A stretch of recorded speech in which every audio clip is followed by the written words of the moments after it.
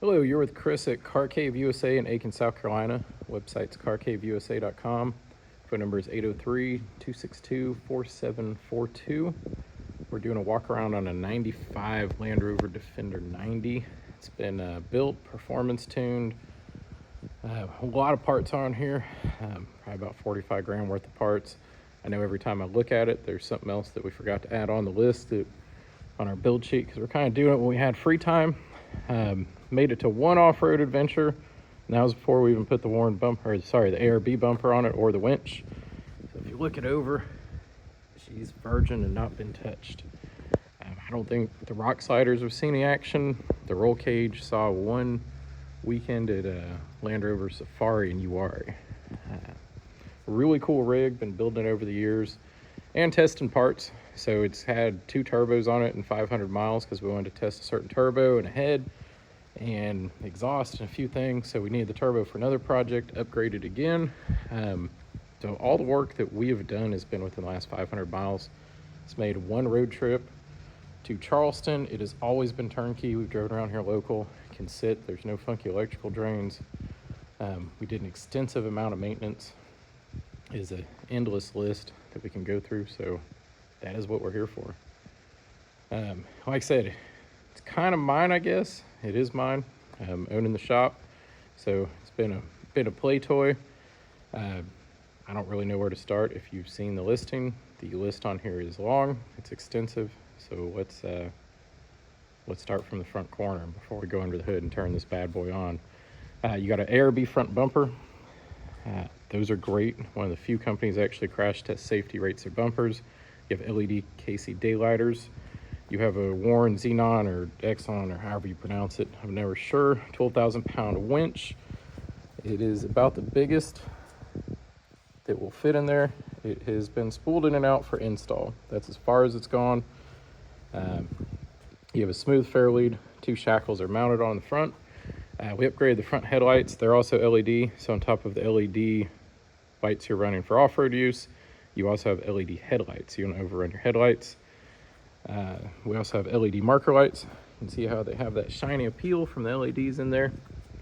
A good kit, so it takes also the amperage level down and what the lights pull. I always like running them. We installed on a lot of Defenders. The boys went a little over the top when I told them I want limb risers. This was what they custom welded onto the ARB. It's a little bit thick a cable, but there's nowhere it can really snag running up. They've never been used, never been put in the field. Kind of sad. You may be asking, if it's so sad, why are you selling it? I got 5 kids and there's 2 seats in here.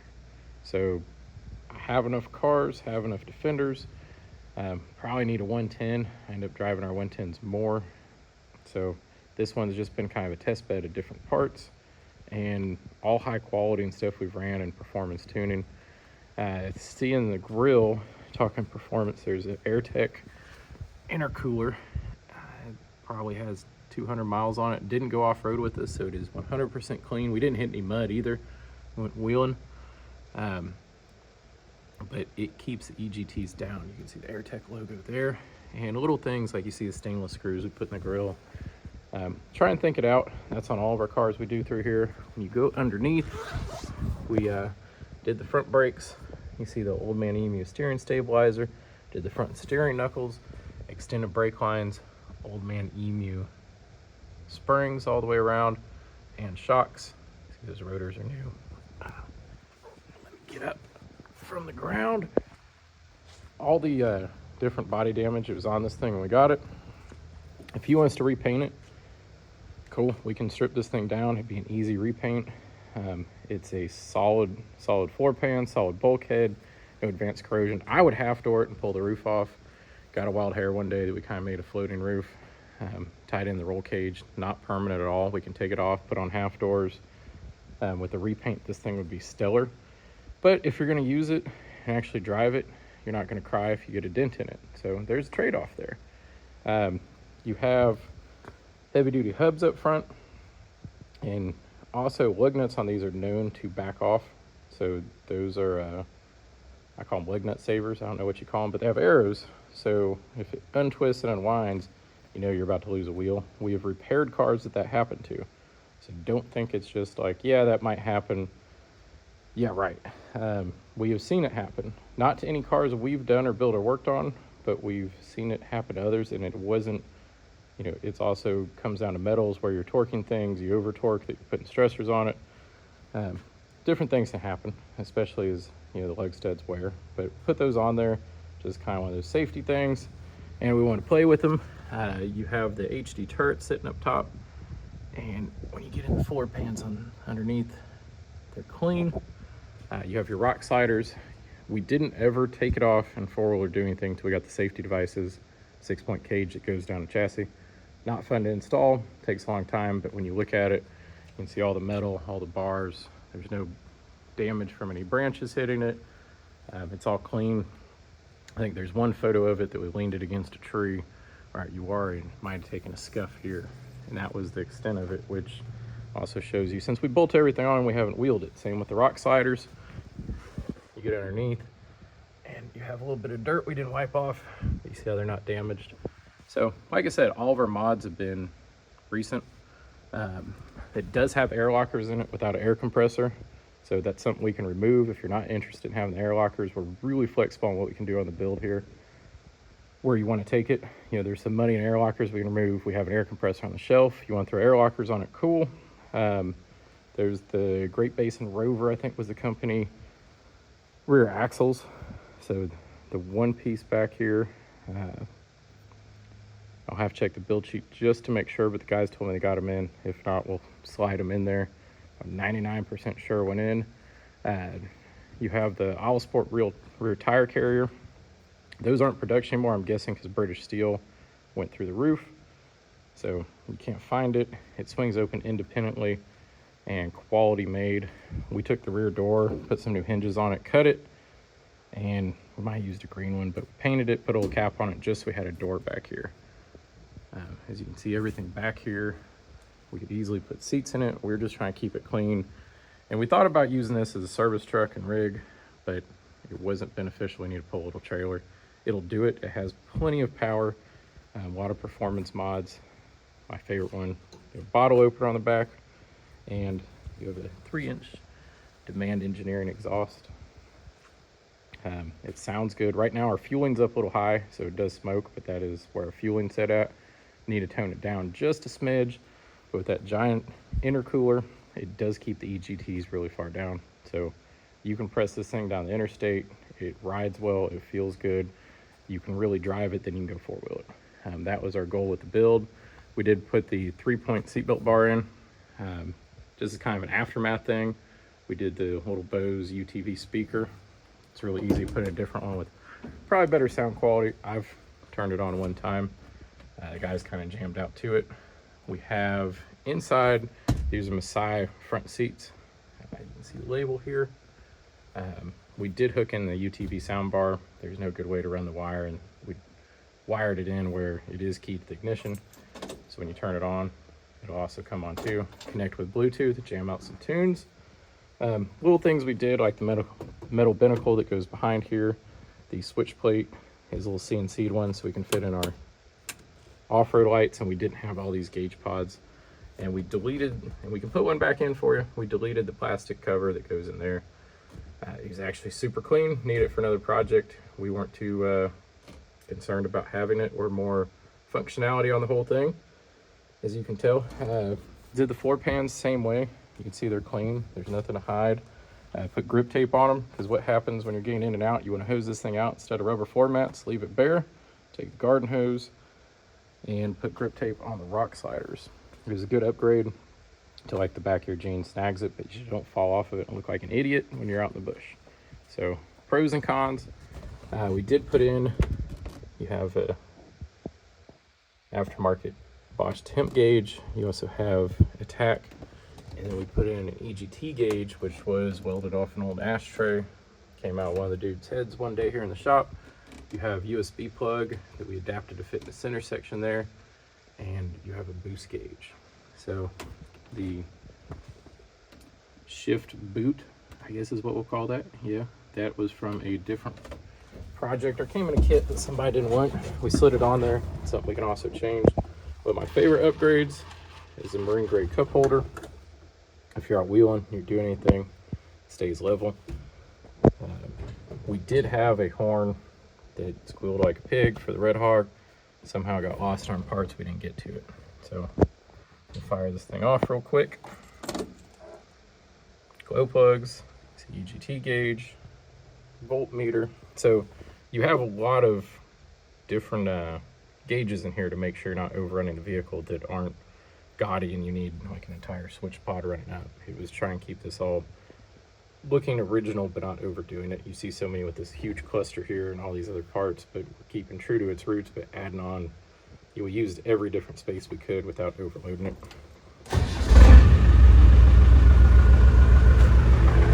Like I said, you see a little smoke. That's from fueling. She's nasty. She sounds mean. We can put a muffler in it, but with the diesel, you really want to, and we'll turn the fueling down. It is too high right now. We're really testing. And I warmed it up before we started this too. We're really testing the boundaries of intercooler and putting it under load. We're not getting anywhere into a range that's going to hurt the vehicle. So that was our goal, that we're overdoing it. Now you can see the lights here. Come around, just look at them. I love doing that in an enclosed building and breathing it all. Just kidding. So all your lights functional. You have a lot of light here up front. A lot of brightness. If you get lost in the woods because it's dark or you can't see down the road, you got a problem. I said LEDs in the rear too, and same with the lights on both sides. We're running LEDs. And you can hear it sitting, chopping a little bit at idle. Switch for the lights here, switch there. Don't know, blinker and blinker work. And then you can see wipers. That EGT running. And your boost gauge sitting at 0 because we're not boosting, we're not loading it up.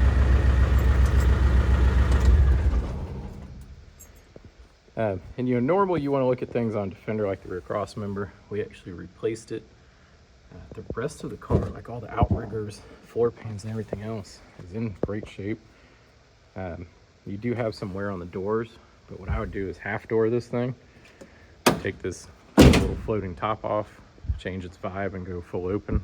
Could be a really cool beach runner.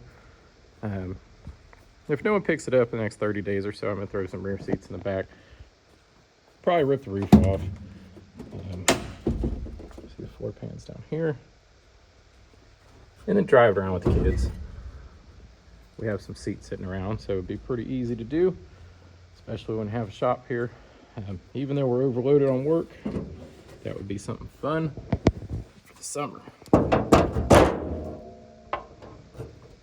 All right, underneath the hood, I know we did slave and master cylinder, so I don't think the slave was on the list of all the work we did. We have this twin inlet manifold. It's custom built. It gives you better airflow because you have a giant intercooler. Diesel wants more airflow in, heat getting away from it, and airflow out. It's like a vacuum pump. You push it in, generate maximum power, running out. We also did the inner timing cover. So that has been completed. That has your oil pump on it. Did the timing for it, replaced the head. So it has a new head gasket, new head. It's a AMC from Turner. It's gas flowed, so higher capacity. Get a little bit more power out of it. And then see the aftermarket horn there. We have Rovotech electric fan, so if you have to service belts on the front of this, makes it pretty easy. All sport silicone hoses, that goes for all your coolant hoses. You look over the heater core. I apologize, we didn't wipe down the engine bay, so we kind of kept this thing like, hey, here's how we've kept it. We didn't want to polish it. We didn't want to, we didn't want to do it. We want to see it in its own juices, as the French say. This is kind of how we kept the thing. It's always turnkey. You can go to it and she will fire off. This reduces a little bit of drag on the motor, so little tiny horsepower upgrade, but it's small gains. You get a lot of gains. So the twin inlet manifold, a giant intercooler, upgrade exhaust, things like that, electric cooling fans. And you can see we have a temp here. The only thing when we took it out four-wheeling that failed was actually the wiring. I think it was from painless. It melted and it's supposed to be heat resistant, and we pulled it off the old winch on here and rewired this temp sensor. That was the only failure we had in the field the entire time owning this car, and that was its first run out after being not driven for a considerable amount of time. You put brass plugs in the radiator in the top here. The plastic ones like to go bad. You have your aluminum surround. Going back, we have an upgraded turbo that's peeking out from us down here, and surprisingly the Alsport tube for the air intake is not a cheap one, but it's like 8-ply, so you try and crush it and it is impossible. I tried that feat. It isn't impossible, but you can crush it, but it's strong. It's oddly really thick and strong, so you don't have it collapse whenever you're trying to boost this thing pretty high. You have boost controller right here. You can see the probe for the EGT gauge running in. And let's see, I know there's a lot here. We're 16 minutes in. All right, that might be it. You can always ask us, we did the LT230 and we made a true locking. I'll go in this wheel well here. See, the floor pan is clean. We did a true locking and the bulkhead all the way across. True locking LT230. A lot of those, they don't actually lock up. You have to put I can't remember, viscous coupler in there. So Will, internally in our shop, he rebuilt the thing. So has a brand new, maybe 10 miles on it, LT230. That is the Red Hawg. She's a beast. We're gonna do some driving videos. We're building a TD5, one right behind us that came out paint. Did performance build. We're gonna take these two out and shoot some video for you. From the car cave side, you can see that we do a variety. We got a lot of Defenders on the back wall, some Land Cruisers, some Toyotas, 300 TDIs, TD5s, V8s. We like 200 TDIs too. Fiat 500, BMW 2002, a Troopy, lifted, a TD5. We have an old Bronco, a G-Wagon, and the Garley Evo 2 dealer collection that we took down to Moto Miami. Alfa Romeo 1750 Berlina, C4 with only 11K miles. I'll let you Fulvia 1.6 HF Fanalone, C3, got a cool Alpha. Sorry, some of our cars are dirty because we are putting test miles on them. Porsche's in for service and the customer drives it, so it is dirty. Got more Troopies, more Defenders, Fulvias, 3100 truck, and we have a full shop in back here. You can see a Land Cruiser working on. Just putting the V8, rebuilt entire drivetrain in this Defender here. Putting in the transmission and engine, everything out of this automatic. We've got a diesel Pajero we're working on, a 200 TDI, a TD5, the customer's NAS that came in last night, a Piaggio IP, and some K-Trucks. You can see the interesting mix in our shop. We work on a variety of things. Not scared of Land Rovers, and probably have 25, 30 here on site. So if you're interested, reach out. Sorry that was lengthy. It's Chris at Car Cave. If you have any questions, carcaveusa.com, 803-262-4742. Thanks.